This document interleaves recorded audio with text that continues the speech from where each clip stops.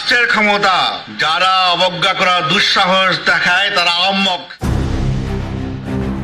বাংলাদেশের সাবেক পুলিশ মহাপরিদর্শক বেনজির আহমেদকে জামিন দিয়েছেন দুবাইয়ের আদালত, কিন্তু এরই মধ্যে তার এই জামিন বাতিল ও তাকে দেশে ফিরিয়ে আনতে কাজ শুরু করে দিয়েছে বাংলাদেশ সরকার। আর এজন্য দুবাইয়ে ল ফার্ম নিয়োগ করা হয়েছে সরকারের পক্ষ থেকে। 2 আগস্ট রাজশাহীতে পুলিশের সকল ইউনিট অফিসার ও ফোর্সের সাথে মতবিনিময় সভা শেষে সাংবাদিকদের প্রশ্নের জবাবে এসব তথ্য জানান স্বরাষ্ট্রমন্ত্রী সালাউদ্দিন আহমদ। বললাম এটা স্টেজে বসে সাথে সাথে আমি হোম সেক্রেটারির সাথে কথা বলেছি। হোম সেক্রেটারি দুবাই আমাদের যে অ্যাম্বাসেডার তার সাথে কথা বলেছে। আমরা ল ফার্ম নিয়োগ করেছি, কয়েকদিন আগেই ল ফার্ম নিয়োগ করেছি। এই বিষয়টা শুধু তাকে ইনস্ট্রাকশন দেওয়া হয়েছে যেন বেড ক্যান্সেলেশনের জন্য সে কাজ করবে। এদিকে বেনজিরকে বাংলাদেশে ফেরাতে দুদকের সুপারিশ এবং স্বরাষ্ট্র মন্ত্রণালয়ের নেওয়া ব্যবস্থার পরেও তিনি মুক্তি পাওয়ায় সংশ্লিষ্ট প্রক্রিয়ায় কোনো গাফিলতি ছিল কিনা এমন প্রশ্ন রাখা হয় দুদকের মহাপরিচালক মীর মোহাম্মদ জয়নুল আবেদিন শিবলির সামনে। ফ্যালকন অ্যালুমিনিয়াম মাল্টিলেয়ার অ্যানোডাইজড হওয়ায় সম্পূর্ণ স্ক্র্যাচ প্রুফ। Falcon aluminium.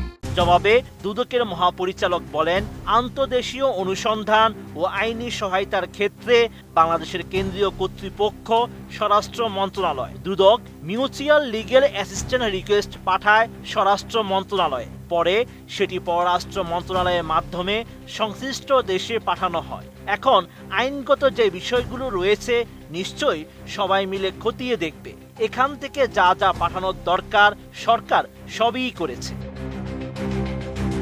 বিভিন্ন গণমাধ্যমে প্রকাশিত প্রতিবেদন অনুযায়ী গত 27 জুলাই দুবাইয়ের একটি আদালত বেনজির আহমেদের জামিন আবেদন মঞ্জুর করেন। প্রয়োজনীয় আইনি আনুষ্ঠানিকতা শেষে গত 30 জুলাই তাকে কারাগার থেকে মুক্তি দেওয়া হয়েছে। তবে জামিন পেলেও বেনজির আহমেদের উপর কঠোর বিধিনিষেধ আরোপ করেছে দুবাই আদালত। সংশ্লিষ্ট একটি সূত্র জানিয়েছে, জামিনের শর্ত হিসেবে তার পাসপোর্ট আদালতের হেফাজতে জমা রাখা হয়েছে।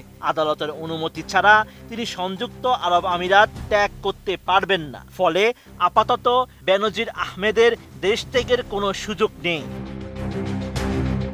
Sheikh Farid, ATN news.